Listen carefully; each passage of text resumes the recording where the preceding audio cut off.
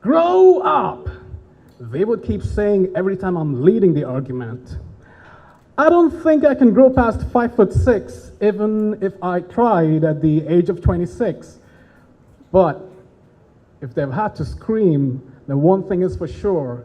I am winning. And call it a guilty pleasure, but I love that feeling of knowing that they're wrong, knowing that I have another opportunity for a, hey, I told you so, as I smugly rub my facts on their faces like an unlikely messiah they will never be proud of.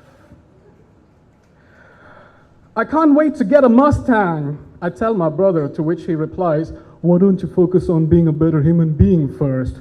Ooh. If Burns had a name, I would call that the Angelina Jolie of them all, but two things. I did get my Mustang, and I feel like a crappier human being.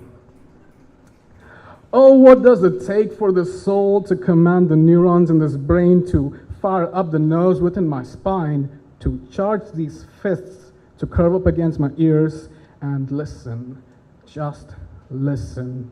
To those who tread past me on a road I didn't entirely choose, but I've had to make my way through this life I don't seem to nearly want somehow. As I drive through this highway, eagerly looking for a sign, any sign that can tell me which exit to take or which intersection eagerly awaits my arrival. For all I imagine my destination to be some sort of a ghost town, riddled with the souls of ancestors I did not know.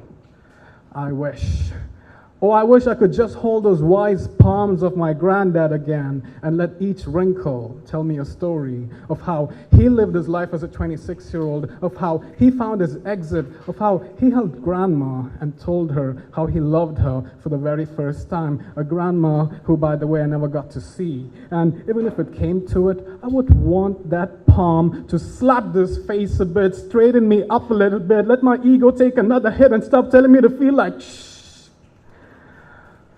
It all comes down to this.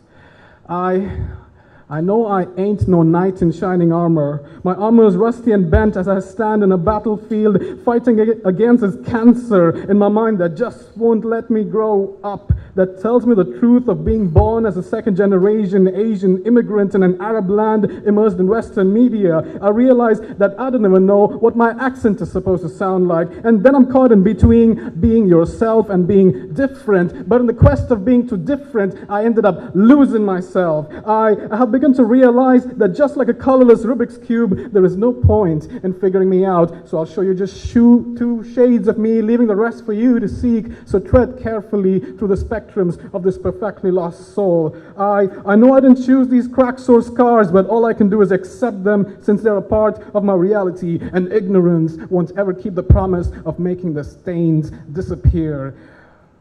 I smear new colors over them and dab on the canvas of the moment to create a bigger picture. And that, my friends, is perhaps the only beauty that remains.